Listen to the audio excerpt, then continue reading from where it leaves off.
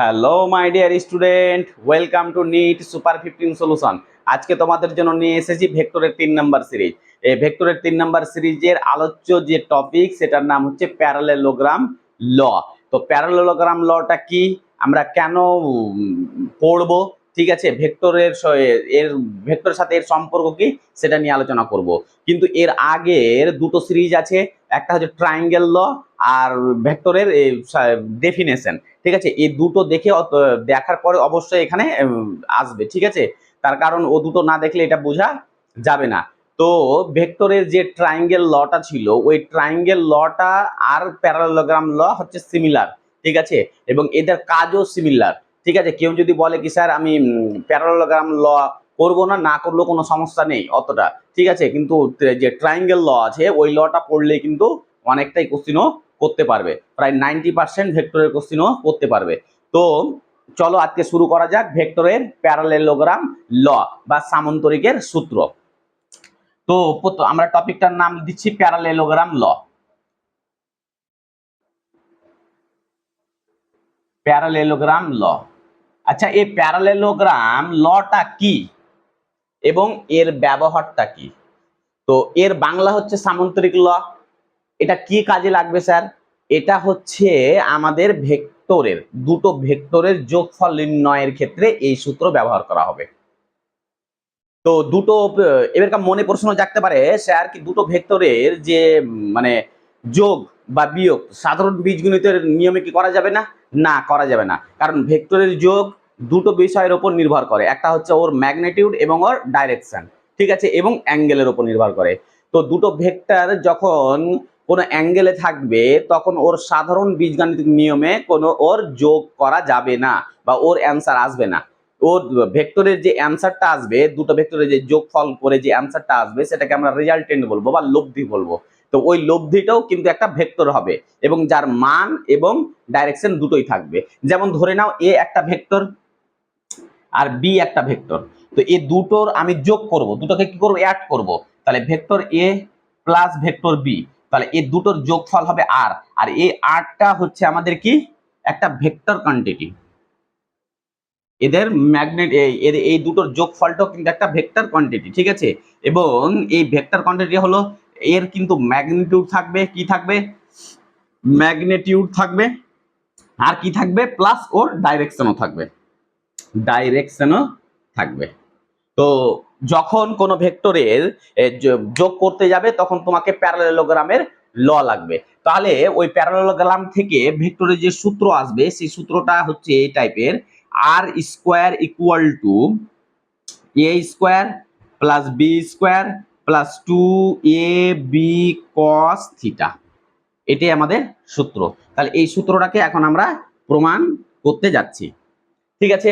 তো এই সূত্রটা কেন ব্যবহার করা হচ্ছে বুঝতে পারলা? আমি যদি এটাকে ছোট্ট করে একটু দেখাই কেন সাধারণ বীজগণিতিক নিয়ম অনুসারে হবে, এটা যদি আমি একে ছোট্ট ভাবে দেখাতে যাই, ধরে নাও কোন একটা কোন একটা বস্তু বা কোন একটা পার্টিকেল এক্স অ্যাক্সিস বরাবর 4 কিলোমিটার গেল, ঠিক আছে, এক্স অ্যাক্সিস বরাবর বা ইস্টের দিকে 4 কিলোমিটার গেল, ঠিক আছে, 4 কিলোমিটার গেল, তারপরে আবার 3 কিলোমিটার গেল, কত কিলোমিটার গেল, 3 কিলোমিটার গেল।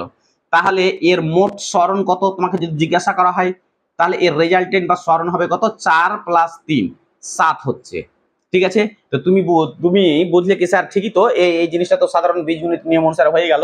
আপনি বলছেন হবে না, যখন এই কোশ্চেনটাকে একটু উল্টিয়ে দেওয়া হবে, যখন এই কোশ্চেনটাকে উল্টিয়ে দেওয়া হলো কি একটা পার্টিকেল 4 কিলোমিটার ইস্টে গেল, তারপরে আবার 3 কিলোমিটার ওয়েস্টে আসলো, মানে পশ্চিমে আসলো, তখন ওর রেজাল্টেন্ট কি হবে, তাহলে 4 আর 3 এর যোগফল কত, 7 হওয়ার কথা, ঠিক আছে, কিন্তু এখানে কত হবে, এখানে হবে ওর অ্যান্সার হবে 1। আচ্ছা, কেন 1 হবে? কারণ সরণের ক্ষেত্রে জানি কি প্রাথমিক বিন্দুর অবস্থান আর অন্তিম বিন্দুর অবস্থান, ঠিক আছে, যতটা হবে ওই দূরত্বটাকে বলবো আমরা কি, সরণ বা ডিসপ্লেসমেন্ট। তাহলে প্রাথমিক কোথায় ছিল বস্তুটা, এই জায়গাতে, অন্তিম কোথায় আছে, এই জায়গাতে, তাহলে এইটুকু ডিস্টেন্স কতটা, এইটুকু ডিস্টেন্স কত হবে, এই পুরোটা 4, এইটুকু কত 3, তাহলে এইটুকু কত হবে 1, তাহলে ওর অ্যান্সার হয়ে গেল 1। আবার আমি যদি আবার বলি কি তুমি 4 কিলোমিটার ইস্টে যাও, তারপরে নর্থে চলে যাও 4 কিলোমিটার, ঠিক আছে, 3 কিলোমিটার, তাহলে এর অ্যান্সার কি হবে স্যার, এর রেজাল্টেন্ট কত হবে, এই দুটার ভেক্টরকে যদি আমি যোগ করি তাহলে কি হবে, তাহলে ওর রেজাল্টেন্ট যেটা পাবো সেটা কি হবে বলতো, সেটা হবে মানে ওর সরণ যদি বার করতে যাই সেটা কি হবে, তো বস্তুটা প্রাথমিক অবস্থান কোথায় ছিল, এখানে অন্তিম অবস্থান কোথায়, এখানে, তাহলে এই যে এইটুকু ডিস্টেন্স, তাহলে এইটুকু ডিস্টেন্স বার করলে কি করতে হবে, এটা আমাদের অতিভুজ, এটা আমাদের লম্ব, এটা আমাদের ভূমি, তাহলে অতিভুজ বার করতে গেলে কি হবে, অতিভুজ ইকুয়াল টু কি লম্ব স্কয়ার প্লাস ভূমি স্কয়ার, তার মানে এটা হয়ে যাবে আমাদের 4 এর স্কয়ার প্লাস 3 এর স্কয়ার, তার মানে এটা অ্যান্সার হচ্ছে 5। তো দেখো তো আমাদের দুটো ভেক্টর রাশি, ঠিক আছে, ভেক্টর দুটো আছে, দুটো ভেক্টর আছে আমাদের, একটা কি এ ভেক্টর, একটা বি। তো এ এর যা ম্যাগনিটিউড ছিল সেটা কত ছিল 4, বি এর ম্যাগনিটিউড কত ছিল 3, ঠিক আছে। তো 4 আর 3 এর যোগফল একবার 7 আসছে, 4 আর 3 এর যোগফল একবার 1 আসছে, 4 আর 3 এর যোগফল একবার 5 আসছে, তাহলে বিভিন্ন মান আসছে, তার মানে তোমাকে ধরে নিতে হবে কি ভেক্টর এর যোগফল সাধারণ বীজগাণিতিক নিয়ম অনুসারে হচ্ছে না, যদি হতো তাহলে একটাই অ্যান্সার আসতো, সেটা হচ্ছে 7, কিন্তু সেটা তো আসছে না, বিভিন্ন আসছে। তাহলে বিভিন্ন কেন আসছে স্যার, কারণ ভেক্টরের যোগফল ডাইরেকশনের উপর নির্ভর করছে। দেখো প্রথমে ডাইরেকশন কি ছিল, দুটো ইস্টে ছিল বলেও 7 হয়ে গেল, ঠিক আছে। তারপরে পরেক্ষণে ডাইরেকশনটা আমরা চেঞ্জ করলাম, প্রথমে 4 কিলোমিটার ইস্টে গেল, তারপরে আবার ওয়েস্টে আসলো, ঠিক আছে, তার মানে কি 1 পেলাম, আবার ইস্টে গেল, আবার নর্থে গেল, মান কিন্তু একই, ওই মানটাই যাচ্ছে, ঠিক আছে। তাহলে অ্যান্সার আমাদের বিভিন্ন রকমের আসছে, তার মানে ডাইরেকশন বা কোণ ওর এখানে কাজ করছে, ডাইরেকশন বা কোণ। প্রথমে কোণ কত ছিল, এদের মধ্যে অ্যাঙ্গেল ছিল 0, তারপরে কত ছিল 180 ছিল, তারপরে কত ছিল 90 ছিল, দেখো 90, তাহলে দুটো ভেক্টর 90 ডিগ্রি অ্যাঙ্গেলে ছিল, এই দুটো ভেক্টর 180 অ্যাঙ্গেলে ছিল, মানে এটা কি আমাদের একটা ইস্টে যাচ্ছে আর একটা ওয়েস্টে যাচ্ছে, এটাকে কি বলবো আমরা, বিপরীত, বিপরীত বলবো তো, অ্যান্টি প্যারালাল, এটা হচ্ছে অ্যান্টি প্যারালাল ভেক্টর, ঠিক আছে। আর এটা কি প্যারালাল ভেক্টর বা তোমার কোলিনিয়ার ভেক্টর, মানে একই রেখা বরাবর, এটাকে কোলিনিয়ার ভেক্টর বলা হয়। তাহলে এগুলো বুঝতে গেলে তোমাকে ভেক্টরের 1 সিরিজে যেতে হবে। এদের মধ্যে অ্যাঙ্গেলটা কেন 180 হলো, কারণ এটাকে বলবো আমরা কি অ্যান্টি প্যারালাল, যদি প্যারালাল হতো তাহলে আলাদা হতো, এটাকে কি বলবো আমরা কোলিনিয়ার, মানে একই রেখা বরাবর যাচ্ছে, ঠিক আছে। আর এটা কি, এটা আমাদের কি হচ্ছে, মানে ইস্টে যাচ্ছে আবার নর্থে যাচ্ছে, তার মানে এদের মধ্যবর্তী অ্যাঙ্গেল কত 90 ডিগ্রি। তো এগুলোর জন্য আমাদেরকে যে সূত্রটা প্রয়োগ করতে হবে সেই সূত্রটা হচ্ছে এটা, আর স্কয়ার ইকুয়াল টু কি A square plus B square plus 2ab cos theta. আচ্ছা, আর এটা আরটা কি বললাম তো, রেজাল্টেন্ট, ঠিক আছে।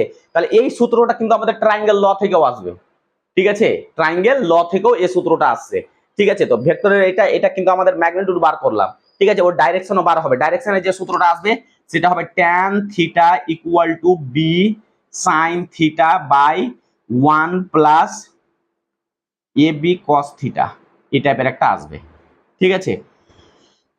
এখানে এ হবে না বি হবে, আচ্ছা আমরা ক্যালকুলেশন যখন করব তখন দেখে নেব, ঠিক আছে। চলো নেক্সট। তো আমরা এই সূত্রটাকে প্রমাণ করতে যাচ্ছি, চলো সূত্রটা আমাদের কি যেটা প্রমাণ করতে হবে সেটা আমি দেখে দিচ্ছি। তাহলে প্যারালেলোগ্রাম লটা কি বলছে, মানে গ্রামের লটা বা সামান্তরিক সূত্র বলছে কি তুমি দুটো ভেক্টরের, এটা একটা ভেক্টর ধরে নাও, তো দুটো ভেক্টরকে তোমার দুটো বাহু হিসাবে আগে ধরতে হবে, দুটো ভেক্টরকে তোমার সামান্তরিকের দুটো বাহু হিসাবে আগে ধরে নিতে হবে। তো আমি ধরে নিলাম একটা ভেক্টর এ বাবু আর একটা ভেক্টর হচ্ছে বি, তো এরা হচ্ছে সামান্তরিকের দুটো বাহু আমি ধরে নিলাম, এটা একটা আর একটা। তাহলে ভেক্টরকে নির্দেশ করতে গেলে ভেক্টরকে এইভাবে নির্দেশ করতে হয়, তাহলে ভেক্টরের এই পয়েন্টটার নাম, প্রাথমিক পয়েন্টটার নাম হচ্ছে আদি বিন্দু, এটার নাম হচ্ছে বাবু কি আদি বিন্দু, ভালো করে বুঝবে। আর এটার নাম কি অন্তিম বিন্দু, কি বিন্দু অন্তিম, ও আদন্ত নয় তো, হ্যাঁ অন্তিম বিন্দু।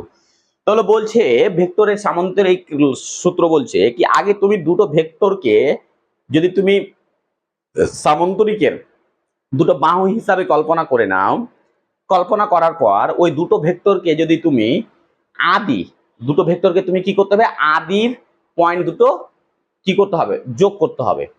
আদি পয়েন্ট মানে কি, এই যে এটাকে আদি, তো ধরে নাও এটা একটা ভেক্টর, ঠিক আছে, এটা একটা ভেক্টর আর এটা একটা ভেক্টর, ঠিক আছে। তো এই ভেক্টরের আদি বিন্দু কোনটা, এটা, আর এই ভেক্টর এটা হচ্ছে এ ভেক্টর, এটা হচ্ছে বি ভেক্টর, তাহলে এটার আদি বিন্দু কোনটা, এটা।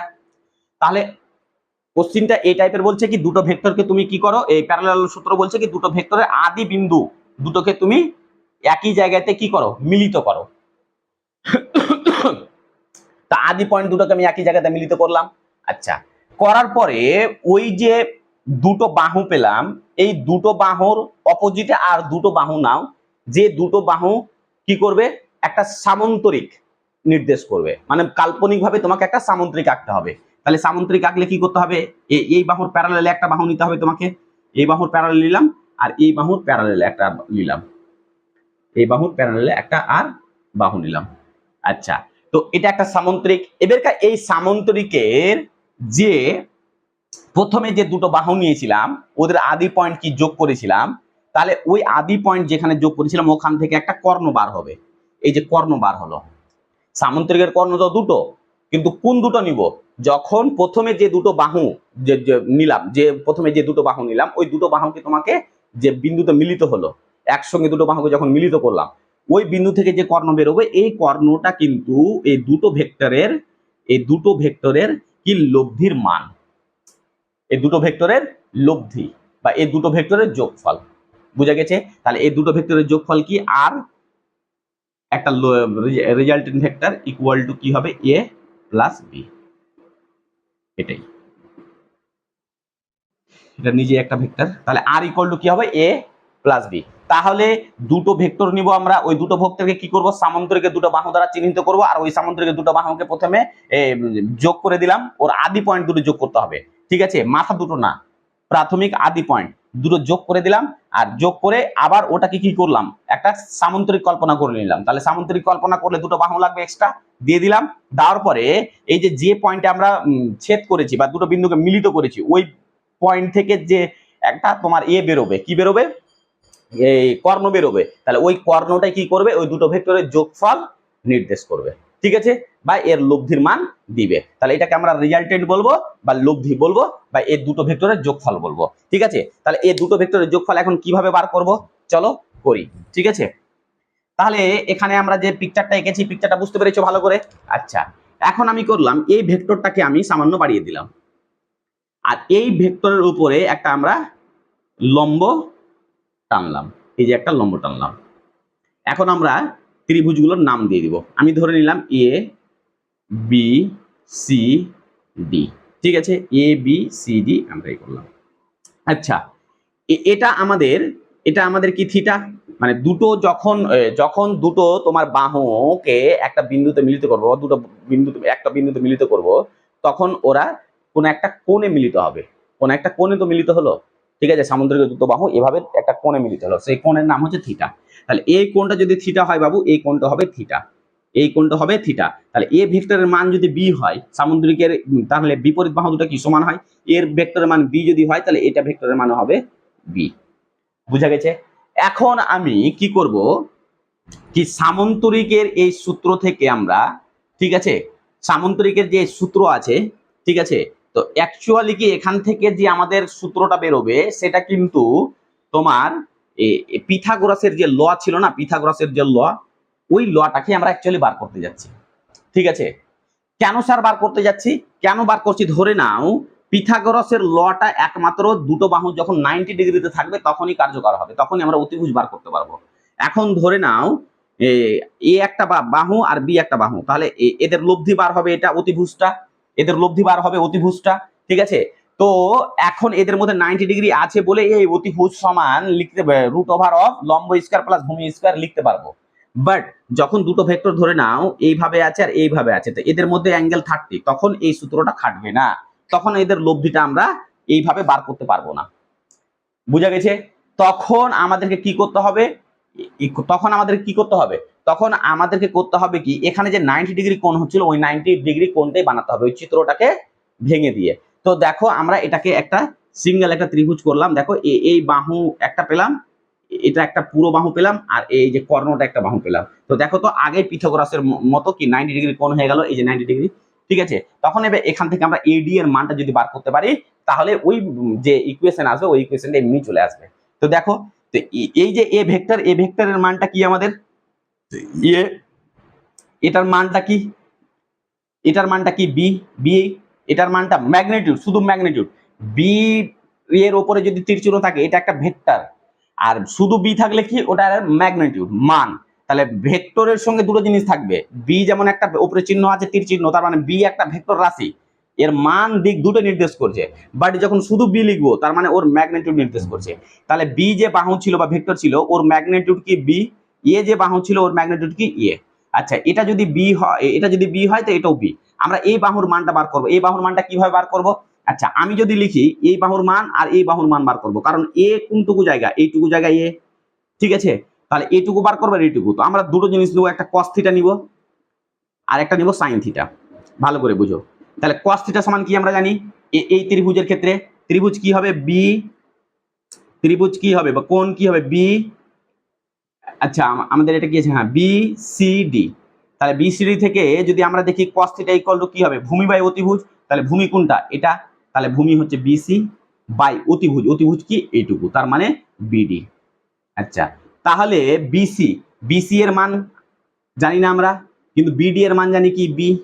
আচ্ছা এখান থেকে আমরা বিসি এর মানই তো বার করছি, তাহলে বিসি সমান কি পেলাম আমরা, বিসি সমান পেলাম cos থিটা বি, মানে B cos theta, B cos theta. এবার sin থিটা সমান কি জানি আমরা, লম্ব, তাহলে লম্ব এইটুকু ডিসি, তাহলে লম্ব বাই অতিভুজ, অতিভুজ সমান কি ডি কিউ বা কিউডি, বিডি, সরি বিডি। আচ্ছা এবারে ডিসি, ডিসি এর মানে আমরা বার করব, ডিসি ইকুয়াল টু কি হবে, sin থিটা বিডি, বিডি এর মান কি বিডি, হ্যাঁ বিডি এর মান হচ্ছে বি, তাহলে sin থিটা বি বাড়বে, বা বি sin থিটাকে লেখা যায় বি sin থিটা। তাহলে এইটুকু পেলাম আমরা, এই বাহুটার মান পেলাম বি sin থিটা, আর এইটুকুর মান পেলাম আমরা বি cos থিটা। ঠিক আছে।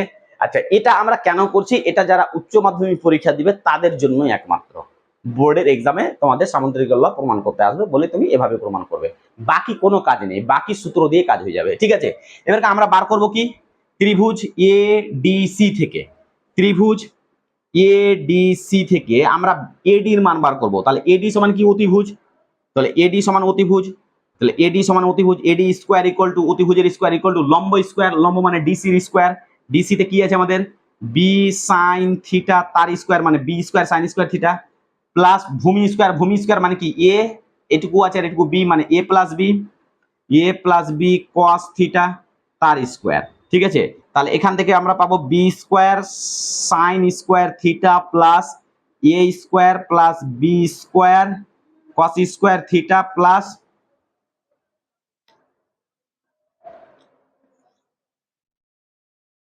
2a B cos theta. ঠিক আছে। আচ্ছা আমরা এটা পেলাম কি এডি, আর এডিটা কি আমাদের রেজাল্টেন্ট, তাহলে এডি স্কয়ার মানে কি আর এর স্কয়ার। আচ্ছা এডি স্কয়ার এখানে লিখি, তাহলে আর এর স্কয়ার সমান আমরা কি পাবো, তাহলে বি স্কয়ার sin থিটা, দেখো তো B square sin square theta আর B square cos square theta, তো এই দুটো থেকে যদি বি স্কয়ার কমন নিয়ে নিই তাহলে কি থাকবে, sin square theta plus cos square theta, আর sin square theta plus cos square থিটার মান হয় 1।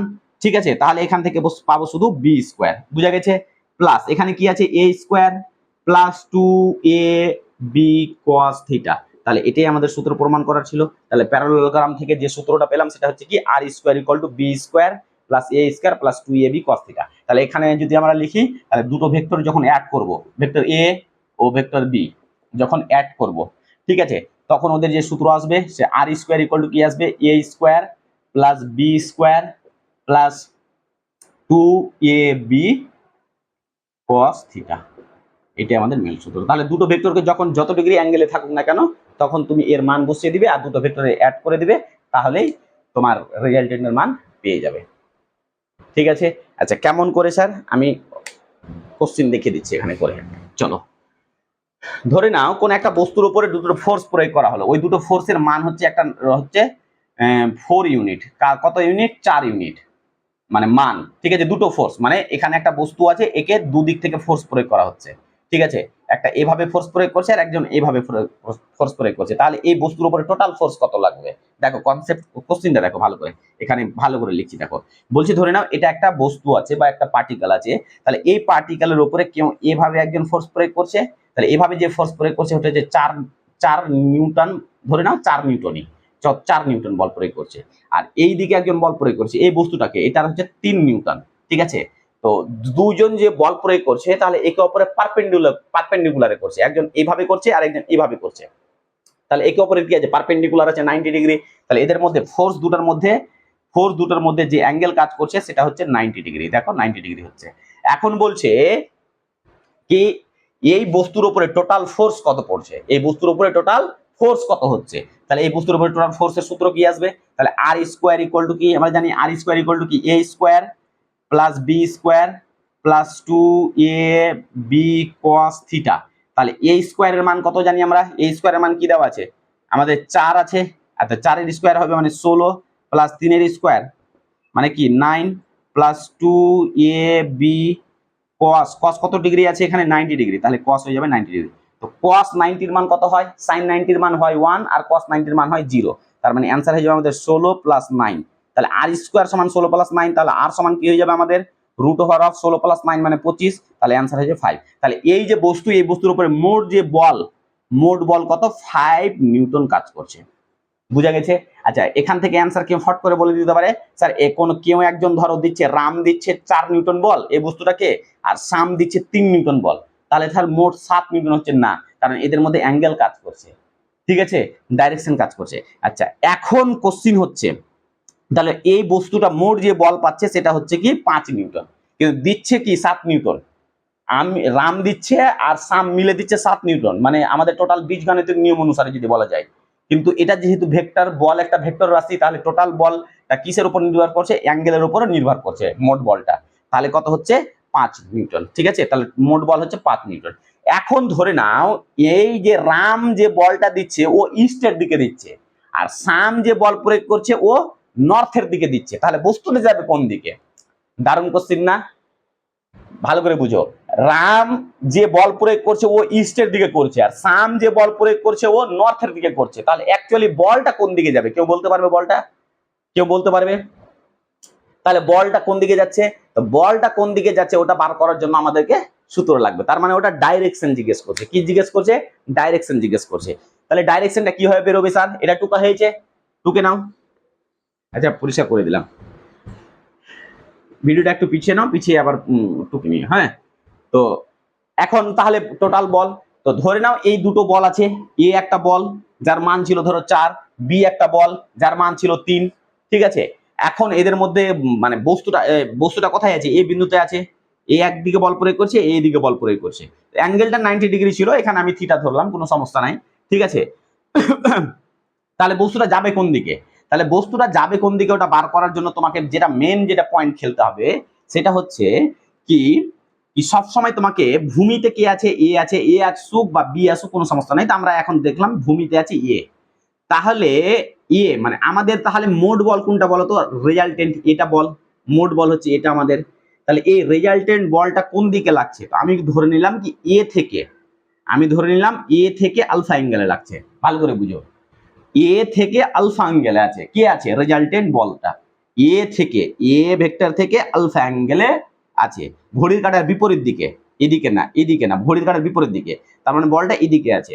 তাহলে এখান থেকে আমাকে বার করতে হবে, এখান থেকে আমাকে কি বার করতে হবে? রেজাল্টেন্ট বার করতে হবে। তাহলে রেজাল্টেন্ট বার করার সূত্র হচ্ছে কি ট্যান থিটা, নতি যেটা আমরা বার করি, ট্যান থিটা ইকুয়াল টু কি হবে?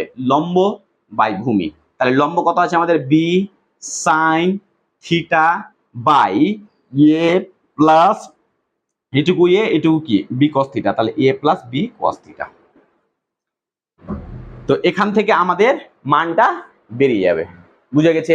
এখান থেকে আমাদের মানটা বেরিয়ে যাবে। তাহলে এ কোশ্চেনের মানটা কিভাবে বেরোবে? এটা বি এর মান, তো বি এর মান কত ছিল আমাদের? 4, এই কত ছিল? 3, তাহলে 3 দিয়ে বসাতে হবে। সাইন থিটা, থিটার মান আমাদের কত আছে? এটা আমাদের ট্যান আলফা। ঠিক আছে, তাহলে থিটার মান কত আছে আমাদের? থিটার মানে যে 90 ডিগ্রি আছে, তুমি ওটা বসিয়ে দিলে। দুটো ভেক্টরের মধ্যে আছে, ট্যান থিটা ছিল না?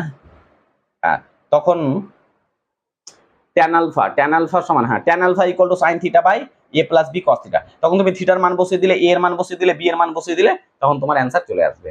বুঝা গেছে? তাহলে এটা হচ্ছে আমাদের দিক নির্ণয় করার সূত্র, দিক নির্ণয় করার সূত্র, নির্ণয় এর সূত্র, এর সূত্র, এটা হচ্ছে আমাদের দিক নির্ণয় এর সূত্র, এটা আমাদের হচ্ছে দিক নির্ণয়ের সূত্র। আর যে এটা হচ্ছে আমাদের ম্যাগনিটিউড, মান নির্ণয়ের সূত্র, মান নির্ণয়ের সূত্র, নির্ণয়ের সূত্র। ঠিক আছে, দেখো ভেক্টরটাকে তোমাকে মাথাতে ভারী বোঝ করে তুললে হবে না। ঠিক আছে, তো প্যারালোগ্রাম এভাবে মনে রাখতে, প্যারালোগ্রাম কি জন্য কাজ দিবে, মানে কি জন্য করলাম? তো প্যারালোগ্রাম সাধারণত ভেক্টরের যোগ করার জন্য কাজ দিবে। তাহলে দুটো ভেক্টরের যোগ যখন করতে যাবো, ওর যে রেজাল্টেন্ট মান বেরোবে সেটাই হচ্ছে আমাদের আর। আর আর এর সূত্র কি, R square equal to A square plus B square plus 2ab cos theta. এই এটা কি স্যার, এটা কি যে কোনো একটা ভেক্টর, ওই ভেক্টরের কি ম্যাগনিটিউড, বি একটা ভেক্টরের ম্যাগনিটিউড, ঠিক আছে। তাহলে এখানে 2ab cos থিটা, cos থিটাটা কি অ্যাঙ্গেল বিটুইন টু ভেক্টর, দুটো ভেক্টর যত ডিগ্রি অ্যাঙ্গেলে করে থাকবে, এখানে 90 ডিগ্রি ছিল তো 90 ডিগ্রি হবে, ঠিক আছে। তো এখানে কি ওই একই রকম থিটাটা কত ডিগ্রি অ্যাঙ্গেলে আছে ওটা বসাতে হবে, ট্যান আলফাটা কোন দিকে যাবে তাহলে বেরিয়ে যাবে, ঠিক আছে। এটাই হচ্ছে, আর এই সূত্র থেকে প্রচুর অঙ্ক আছে, প্রচুর। এটা একটা অঙ্ক করলাম, ঠিক আছে, আরো অন্যান্য ইম্পর্টেন্ট অঙ্ক আছে, তো তোমরা সূত্রটা টুকে নাও, ঠিক আছে। তারপরে দেখছি এক দুটো নিউমেরিক্যাল।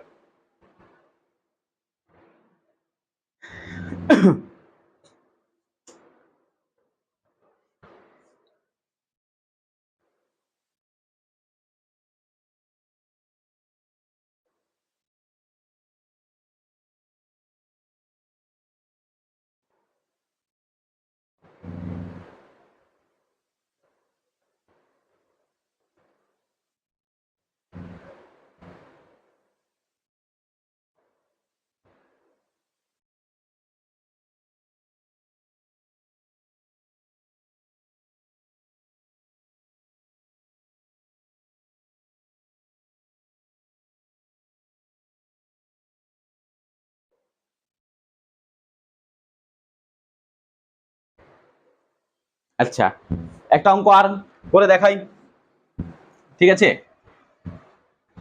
আচ্ছা চলো, তাহলে অঙ্কটা কি করবো স্যার, দেখো বলেছে দুটো ভেক্টর আছে, টু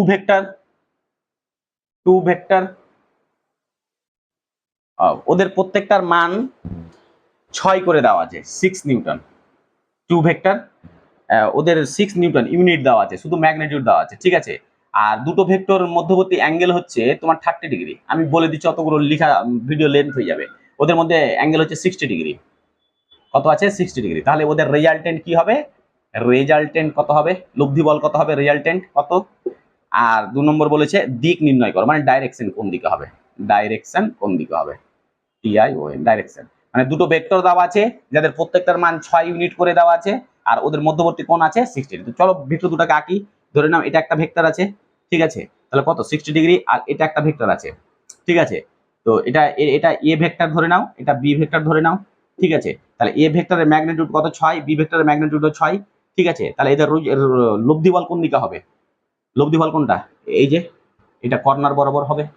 কর্ণ তো বললাম দুটো ভেক্টরকে যখন আমরা আদি পয়েন্টে যোগ করব তখন এদের রিজাল্টেন্টকে এটা বলবো আর। তাহলে আর এর মানটা কিভাবে বার করব, তাহলে আর সমান কি, এটাই তো রিজাল্টেন্ট বার করতে বলেছে।